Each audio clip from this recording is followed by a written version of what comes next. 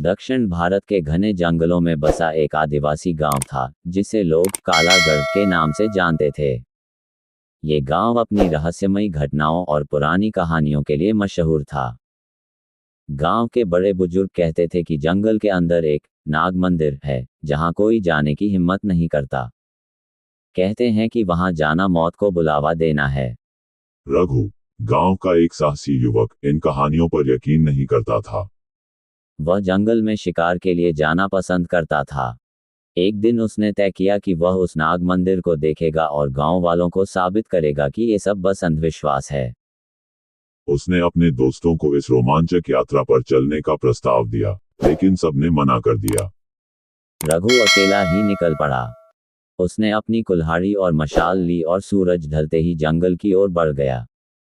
रघु जैसे जैसे गहराई में गया, जंगल का माहौल बदलने लगा। पक्षियों का शोर बंद हो गया और अजीब सी सर्द हवा चलने लगी। उसने अपनी मशाल जलाई, लेकिन लग रहा था कि रोशनी भी घने अंधेरे को चीर नहीं पा रही। थोड़ी दूर चलने के बाद उसे जमीन पर सांपों की खालें और हड्डियां बिखरी हुई दिखीं। लेकिन रघु ने डर को नजरअंदाज किया और आगे बढ़ता गया।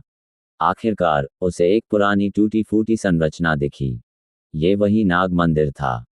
उसके चारों ओर सांपों की मूर्तियां थीं और बीच में एक बड़ा पत्थर था, जिस पर सांप की आकृति उकेरी हुई थी। जैसे ही रघु ने मंदिर के भीतर कदम रखा, उसे महसूस हुआ कि कोई उसे देख रहा है। उसने मुड़कर देखा, लेकिन वहां कोई नहीं था। अचानक मंदिर की दीवारों पर अजीब सी चमक दिखाई दी और उसे किसी के फुसफुसाने की आवाज सुनाई दी।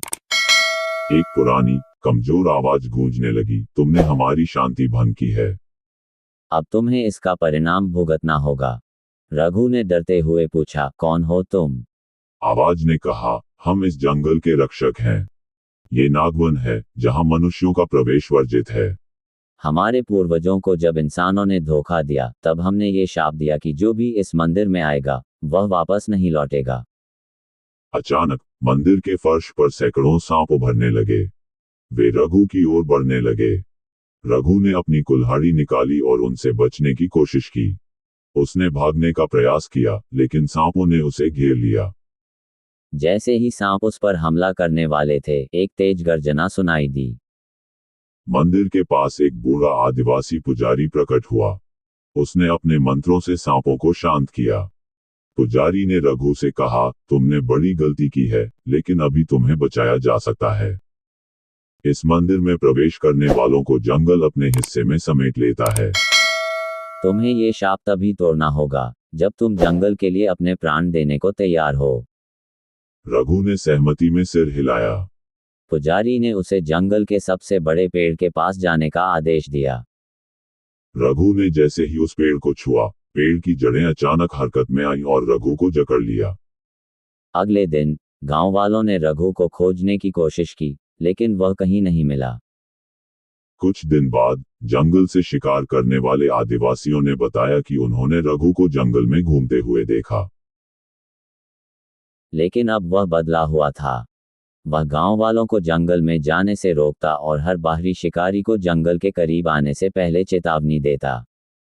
कहते हैं कि रघु अब उस जंगल का रक्षक बन चुका है। नाग मंदिर का शाप भले ही टूट गया हो, लेकिन जंगल की आत्मा ने उसे अपना अभिन्न हिस्सा बना लिया। गांव वालों को अब पता चल चुका था कि कुछ रहस्य छेड़े नहीं जाते और प्रकृति का सम्मान करना सबसे बड़ा धर्म है।